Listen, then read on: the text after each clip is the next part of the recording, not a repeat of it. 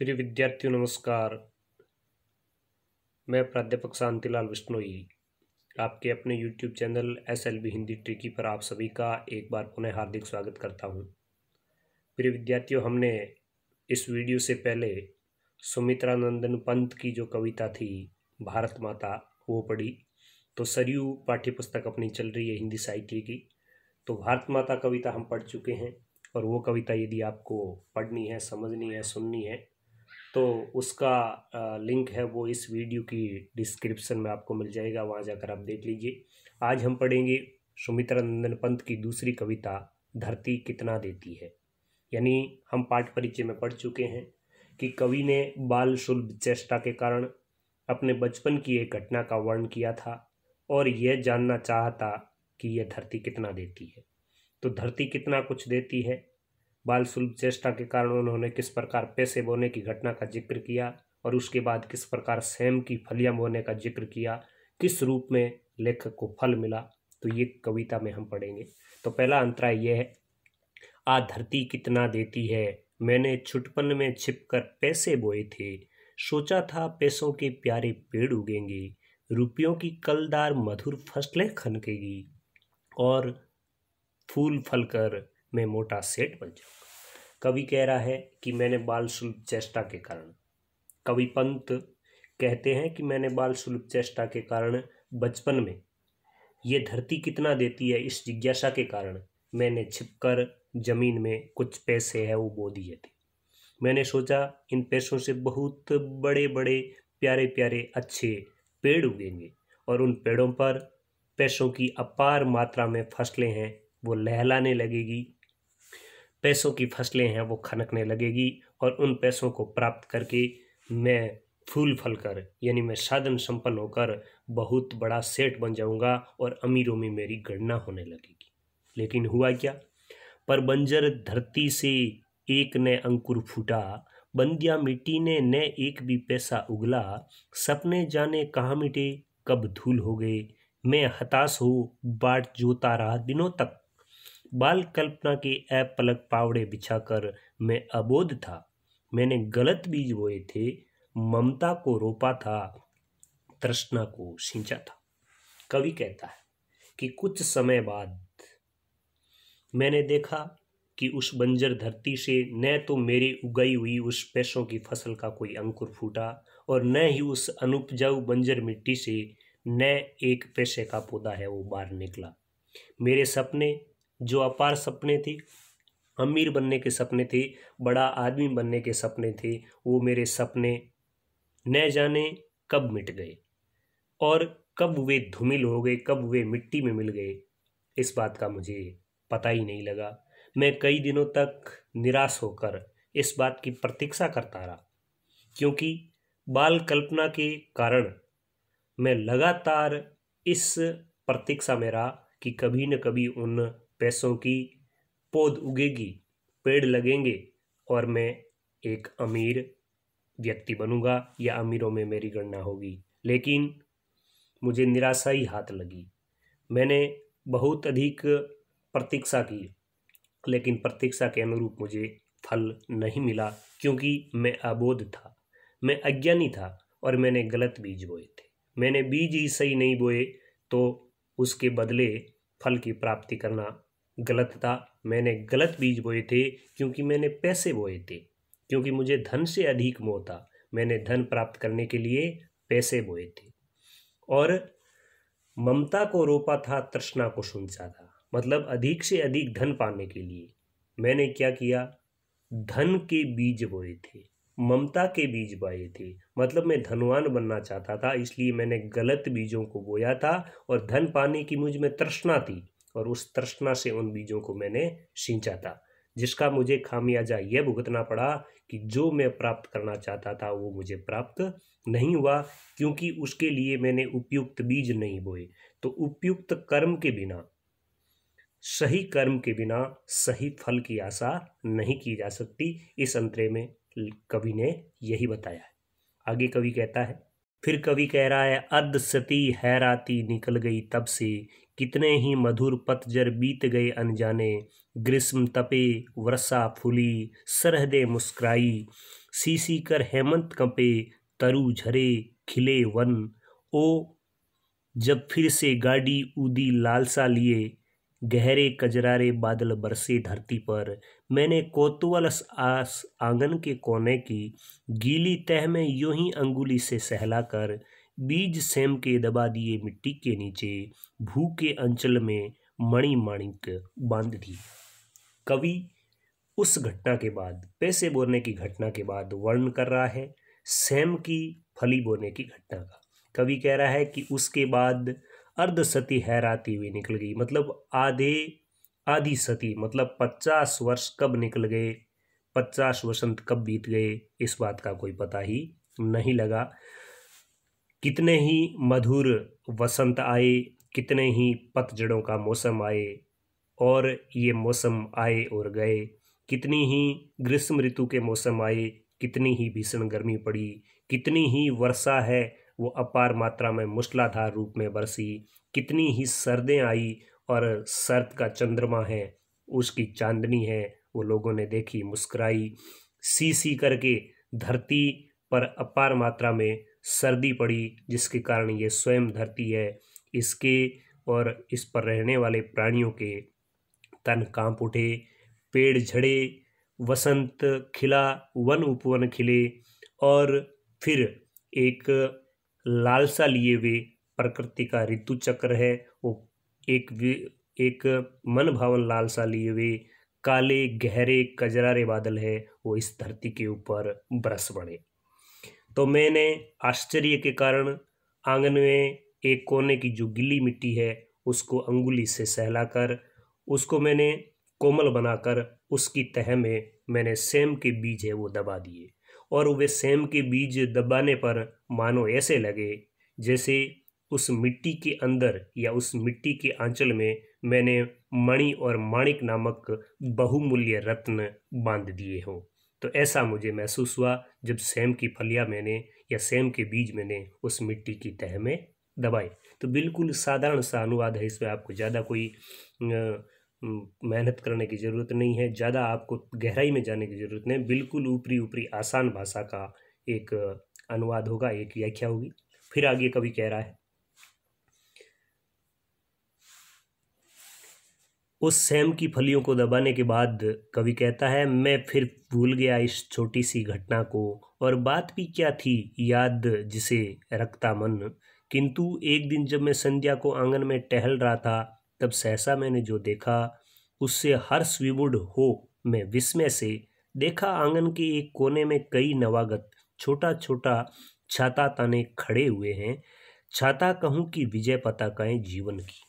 कवि कहता है कि उस सेम की फली के बीज बोने के बाद मैं उस बात को भूल गया, क्योंकि वह एक छोटी सी घटना थी और उस छोटी घटना को मैं भूल गया, और बात भी कोई विशेष नहीं थी जिसे याद रखा जाए, कोई इतनी विशेष बात नहीं थी जिसको याद रखा जाए।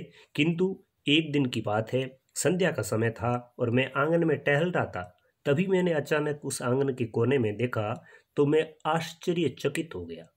हर्ष विमूढ़ मतलब मैं आश्चर्यचकित हो गया, और मुझे इतना अचंभा हुआ कि मैंने देखा कि आंगन के एक कोने में कई नए नए मेहमान, नवागत नए नए आए हुए कई नए नए छोटे छोटे मेहमान हैं, वो छोटा छोटा छाता ताने हुए खड़े मुझे दिखाई दिए। तो उन छोटे छोटे पौधे हैं जो सेम की फली थी उससे अंकुरित होकर निकलने वाले पौधे हैं, उनको कवि ने कहा है नवागत। तो कवि कह रहा है कि मैं आश्चर्य से और हर्ष से विस्मित हो गया, विमूढ़ हो गया, आश्चर्यचकित रह गया, अचंभित रह गया। मैंने देखा तो मेरी खुशी का कोई ठिकाना नहीं था। मैंने क्या देखा कि आंगन के कोने में नए नए अंकुरित पौधे इस प्रकार खड़े हैं मानो कोई छाता ताने खड़ा हो। छाता कहूं कि विजय पताकाएं, कवि कह रहा है कि मैं उनको छाता कहूं या उनकी विजय पताकाएं कहूं, जीवन की विजय पताकाएं, नव जीवन की विजय पताकाएं, क्योंकि वो उनके जीवन की प्रतीक थी, जीवन की पताकाएं थी। आगे कवि कह रहा है,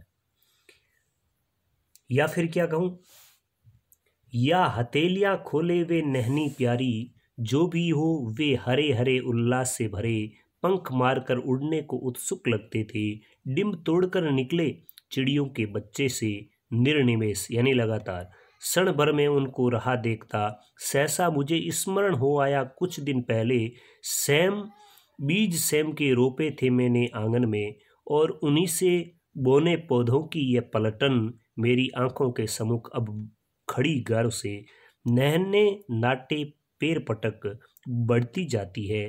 तब मैं उन्हें राह देखता धीरे धीरे अनगिनत पत्तों से लद भर गई झाड़ियां।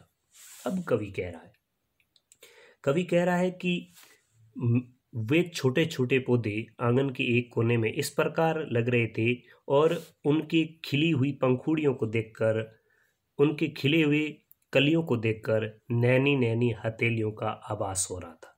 जो भी हो, कवि कह रहा है जो भी हो, लेकिन वे बहुत ही हरे भरे दिखाई दे रहे थे और उल्लास से भरे हुए दिखाई दे रहे थे। हरे भरे और उल्लास से भरे हुए दिखाई दे रहे थे, मानो वे पंख लगाकर उड़ने के लिए उत्सुक थे, वो उड़ने के लिए तैयार थे। और उनको देखकर ऐसा लग रहा था, अंकुरित पौधों को देखकर, मानो ये किसी चिड़िया के बच्चे हैं जो अभी अभी अंडा फोड़कर उससे निकले हैं और उड़ने के लिए आतुर है। मैं बड़ा आश्चर्यचकित था। निर्निमेष पल भर के लिए मैं उन्हें निर्निमेष यानी लगातार देखता रहा। अचानक मुझे याद आया कि कुछ दिन पहले मैंने बारिश के मौसम में इस आंगन के कोने में सेम के बीज दबाए थे, और उन सेम के बीजों से ही ये पौधों की पलटन उगकर खड़ी हुई है, जो अब मेरे सामने गर्व के साथ खड़ी थी और अपने नैने नैने पैर पटक रही थी, आगे बढ़ रही थी। मतलब उन पौधों की जो बढ़वार है वो निरंतर हो रही थी। तब मैं उनको देखता रहा। अचानक मैं देखता रहा तो देखते देखते धीरे धीरे क्या हुआ, जैसे जैसे समय बीता उन पौधों पर अनगिनत पत्ते आए, वो पत्तों से लद गए, और उनकी संपूर्ण टहनियाँ हैं, वो झाड़ियाँ हैं, वो पत्तों से लद गई।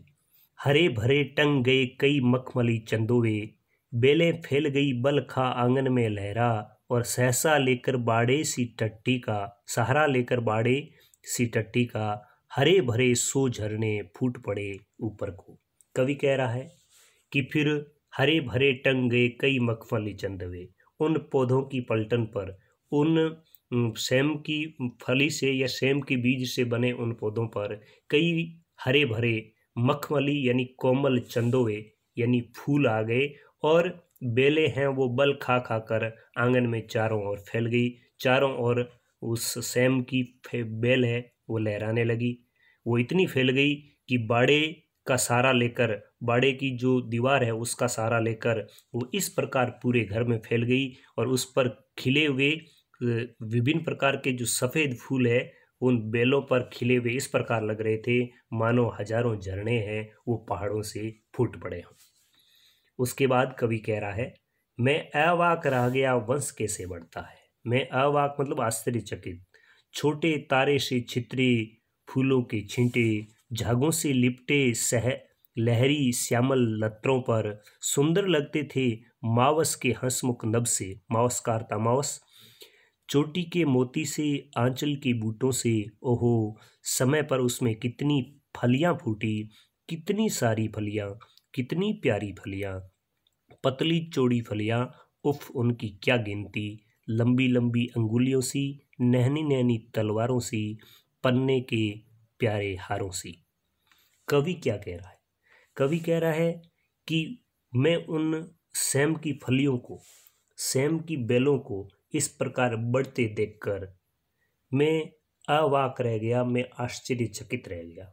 मैं आश्चर्यचकित इसलिए रह गया और मैंने महसूस किया कि वंश कैसे बढ़ता है। मतलब कैसे वंश बढ़ता है।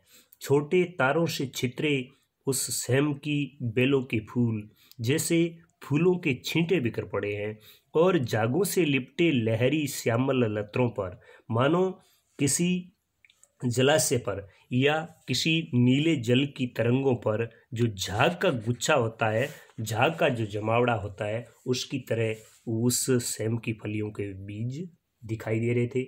उस सेम की फलियों के वो फूल दिखाई दे रहे थे, और वे सेम के फूल हरी भरी झाड़ियों पर बहुत सुंदर लग रहे थे, जिसको देखकर लगता था मानो ये अमावस्या का घना अंधेरे में आसमान में चमकने वाले तारे हो। अमावस्या का समय होता है, आसमान बिल्कुल सुनसान होता है, उसमें जिस प्रकार तारे टिमटिमाते हैं उस प्रकार सेम की बेलों पर वे फूल है इस प्रकार शोभायमान हो रहे थे और उनको देखकर यह आभास हो रहा था मानो ये किसी प्रकृति रूपी नायिका की चोटी में गूंथे हुए फूलों का जो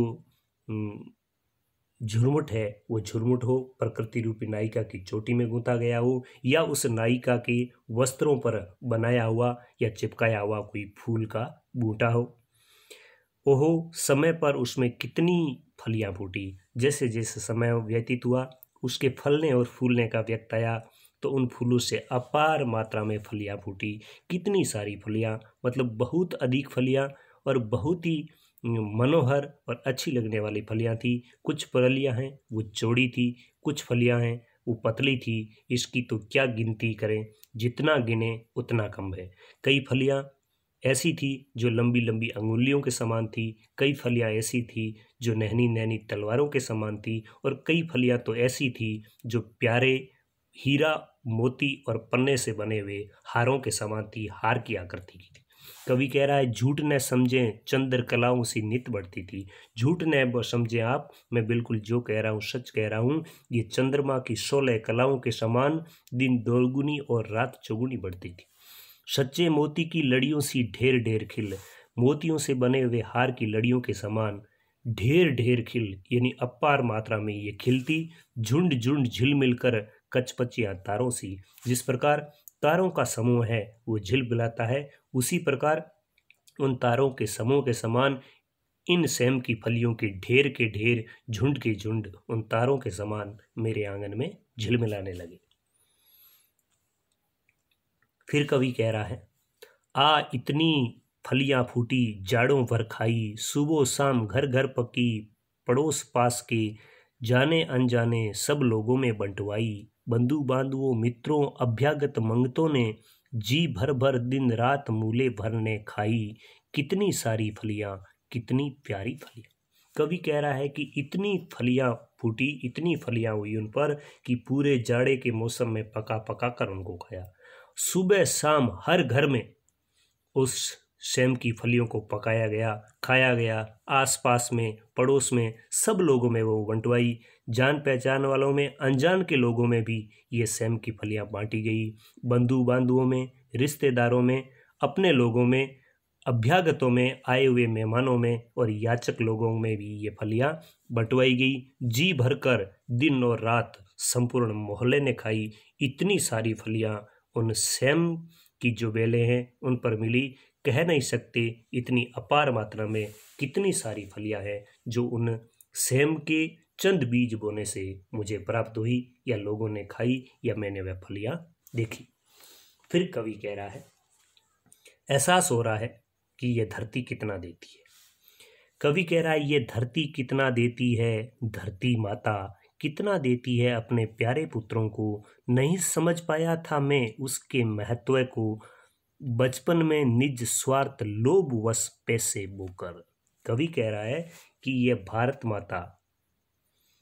भारत माता अपने पुत्रों को कितना देती है।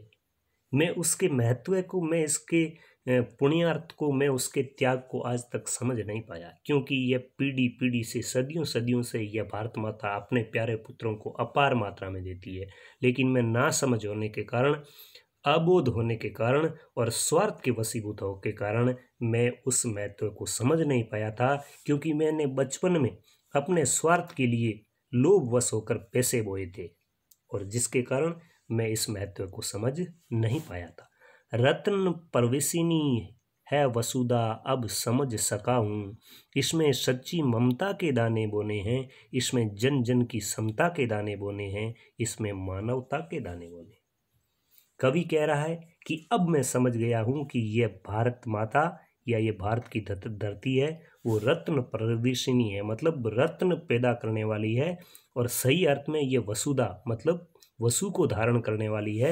इस भारत माँ के सही रूप को मैं अब समझ पाया हूँ, क्योंकि ये रत्न पैदा करने वाली है। इसलिए हमें इसमें सच्ची ममता है, उस सच्ची ममता के दाने बोने, सच्ची ममता के दाने बोने हैं, भाईचारे के दाने बोने हैं, आपसी प्रेम के दाने बोने हैं, सामाजिक समानता के दाने बोने, जिसमें जन की समता के दाने बोने, मतलब हर तरीके की समानता, राजनीतिक, आर्थिक, सामाजिक, जितनी भी जातिगत समानता है उसमें समानता के हमें बीज बोने हैं। इसमें हमें ममता और मानवता के दाने बोने हैं। जितनी भी ईर्ष्या, द्वेष, घृणा है, इनको मिटाना है। आपसी प्रेम और भाईचारे के दाने बोने हैं। सामाजिक समता के दाने बोने हैं। मानव की ममता के दाने बोने, जिससे उगल सके फिर धूली सुनहरी फसलें। ममता के जीवन श्रम से हंसे दिशाएं, हम जैसा बोएंगे वैसा पाएंगे। कवि कह रहा है कि हमें इस धरती में ऐसी समता, ऐसी ममता, ऐसी मानवता के दाने बोने हैं कि फिर यह अपनी धरती चारों तरफ से सुनहरी फसलें हैं वो उगल सके। चारों तरफ से ऐसी सुनहरी फसलें उगले, ये धरती है वो इस प्रकार सोना उगले कि मेरी धरती सोना उगले, इस पंक्ति को वह साकार कर सके। चारों तरफ भरपूर फसल होगी, चारों तरफ लोग खुश रहेंगे, चारों तरफ भाईचारे का यदि व्यवहार होगा, चारों तरफ मानवता का यदि प्रचार और प्रसार होगा तो ये जीवन बहुत खुश होगा और मानवता धन्य हो जाएगी, मानवता सार्थक हो जाएगी, मनुष्य के जीवन का कल्याण हो जाएगा। क्योंकि हमें याद रखना चाहिए, हम जैसा बोएंगे वैसा ही पाएंगे। कहने का अर्थ यह है कि हम जैसा व्यवहार करेंगे वैसा व्यवहार अपने साथ होगा, और जैसे बीज हम बोएंगे उसी के अनुरूप हमें फसल मिलेगी। तो कवि यहाँ पर आते आते भाग्यवादी हो जाता है, मानवतावादी हो जाता है, लोक मंगल की कामना करता है और भाग्य के ऊपर आश्रित होकर कहता है कि हम जैसा करेंगे उसी के अनुरूप हमें फल मिलेंगे। तो यदि हम बुरा करेंगे तो हमें बुरा फल मिलेगा, यदि हम अच्छा करेंगे तो हमें अच्छा फल मिलेगा। इसलिए हमेशा हमें अपने जीवन में अपने कर्मों को सर्वोच्च प्राथमिकता देनी चाहिए और यथासंभव सदैव हमें अच्छे कर्म ही करने चाहिए। तो पाठ का अंत होते होते कवि हमें यह संदेश देता है कि हमें जीवन में हमेशा अच्छे कर्म करने चाहिए, क्योंकि हम जैसा बोएंगे वैसा पाएंगे। मतलब जैसे कर्म करेंगे उसी के अनुरूप प्रत्युत्तर में हमें भी उसका फल अवश्य मिलेगा। तो प्रिय विद्यार्थियों, यह थी कविता ये धरती कितना देती है। शब्दार्थ आप जरूर देखें और इस चैनल को लाइक, शेयर और सब्सक्राइब करें। मिलेंगे किसी और नए अध्याय के साथ, तब तक आज्ञा चाहूँगा और यह भी चाहूँगा कि ये वीडियो आपको कैसा लगा, ये पार्ट आपको कैसा लगा, कमेंट बॉक्स में अपनी राय जरूर दें। धन्यवाद। जय हिंद, जय भारत।